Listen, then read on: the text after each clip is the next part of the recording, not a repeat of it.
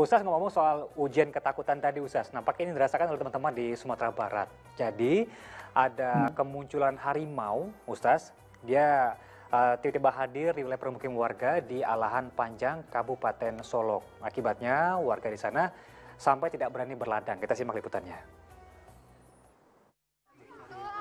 Jalan nih. Jalan ke bawah tunjuk. Warga Jorong Lurah Ingu dan Jorong Rawang Gadang kembali dikejutkan dengan kemunculan harimau Sumatera di permukiman mereka. 2 ekor harimau terlihat dari jarak sekitar 20 meter sedang berkeliaran di ladang wortel. Tak lama kemudian, harimau itu menghilang ke dalam hutan. Karena khawatir sang raja hutan masih berkeliaran, warga pun tak berani pergi ke ladang. Padahal mayoritas warga hidup dari bertani palawija yang harus dirawat setiap hari. Kalau pergi ke ladang tuh pasti takut. Banyak orang yang nggak pergi ke ladang sekarang ini.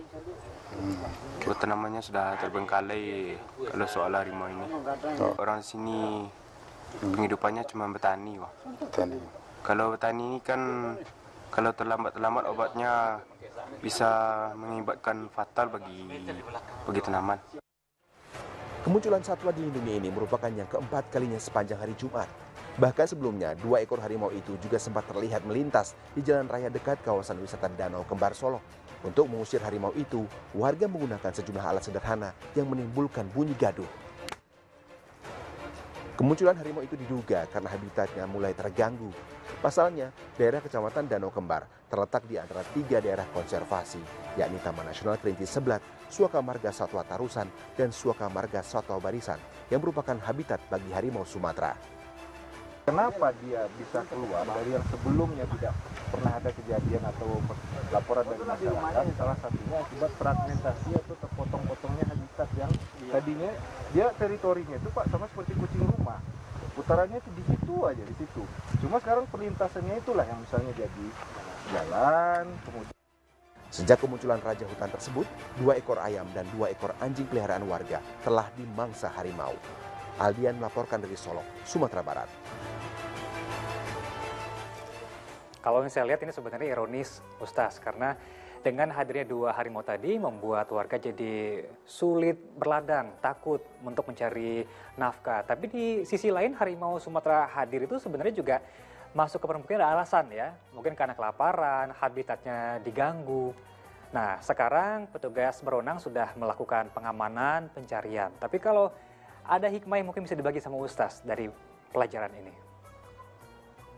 Iya, saya teringat ini ayat Innal insana la yatgha ar-ra'ahu istaghna. Jadi memang manusia itu cenderungnya itu melampaui batas. Ya, jadi manusia itu cenderungnya mengikuti nafsunya melampaui batas.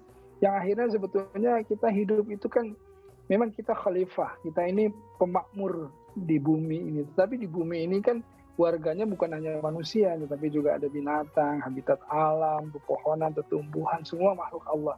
Seharusnya kita adil dalam menata semuanya. Jadi seperti tadi, yang namanya binatang kan sebetulnya jujur sekali ya. Dia tidak kemudian seperti manusia, dia punya habitat, ketika habitatnya terganggu, sulitlah, tidak bisa diajak dialog yang namanya harimau ini. Karenanya semestinya sudah diantisipasi oleh pemerintah setempat atau oleh warga atau orang-orang yang melakukan konservasi bahwa ini kita sedang konservasi ini agak mengganggu beberapa habitatnya. Nah, jadi kita harus membuat sebuah antisipasi rencana yang jangan sampai nanti harimau turun gunung mencari makanan kemudian yang disalahkan harimaunya, padahal kitalah yang kemudian sumbangsih kita.